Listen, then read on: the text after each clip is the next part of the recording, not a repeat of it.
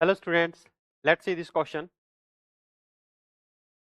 N2 plus 3H2 gives you 2NH3. ठीक है, ये वैल्यू दे रखी है 298 केल्विन पे 4 इंटू 10⁻⁶ और 400 केल्विन पे ये वैल्यू दे रखी है 41.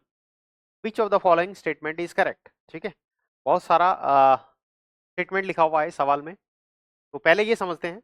देखिए यहाँ पे इस रिएक्शन में 298 केल्विन पे इक्विलिब्रियम कांस्टेंट की वैल्यू 10⁶ थी, है ना, काफी ज्यादा वैल्यू थी.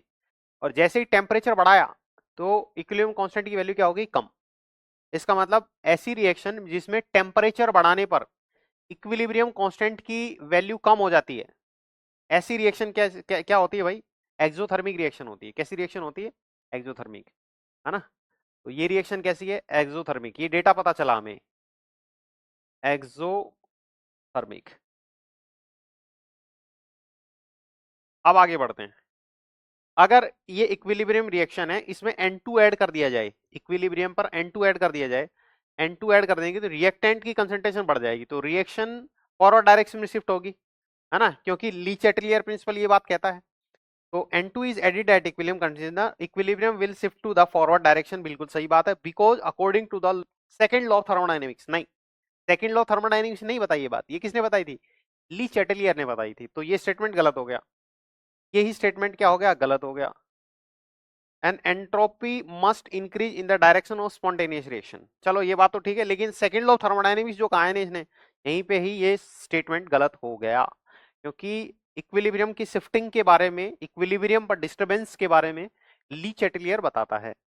अगला स्टेटमेंट पढ़ते हैं, है ना. बी को छोड़ देते हैं अभी, सी और डी पढ़ते हैं पहले. Addition of catalyst does not changes KP but changes delta H. क्या कैटलिस्ट डालने पर delta H enthalpy of reaction change होती है? आंसर है नहीं.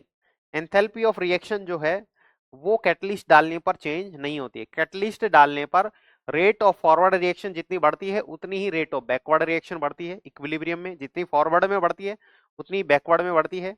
एंथैल्पी की वैल्यू का कोई भी चेंज नहीं आता है. तो ये क्या कह रहा है? Addition of catalyst does not changes KP but changes delta H. Delta H को चेंजेस करता है, तो ये स्टेटमेंट गलत हो गया. हम कहते हैं चेंज नहीं करता है. At 400 Kelvin, addition of catalyst will increase the forward reaction by 2 times while the reverse reaction rate will be changed by 1.7 times. ये वाली बात गलत हो गई, क्योंकि कैटलिस्ट डालने पर जितनी रेट ऑफ फॉरवर्ड रिएक्शन बढ़ेगी उतनी ही बैकवर्ड बढ़ेगी. अगर 2 टाइम्स फॉरवर्ड में बढ़ रही है तो 2 टाइम ही चेंज होगी बैकवर्ड में. तो ये वाला स्टेटमेंट भी क्या हो गया? गलत. अब सही वाला स्टेटमेंट पढ़ते हैं.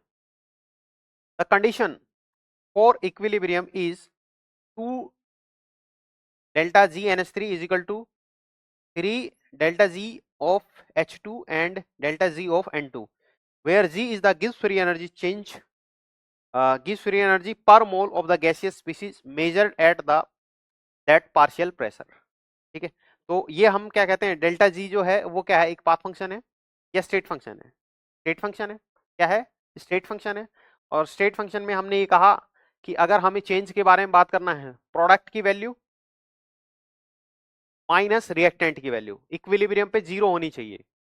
तो इक्विलिब्रियम पर प्रोडक्ट की वैल्यू क्या है? डेल्टा जी किसका? Twice of NH3 minus product minus reactant, reactant के लिए delta G of N2 plus ट्राइस of delta G of H2. ये रिएक्शन किस पे? इक्विलिब्रियम पे. इक्विलिब्रियम पर डेल्टा जी जो रिएक्शन का है वो 0 होना चाहिए.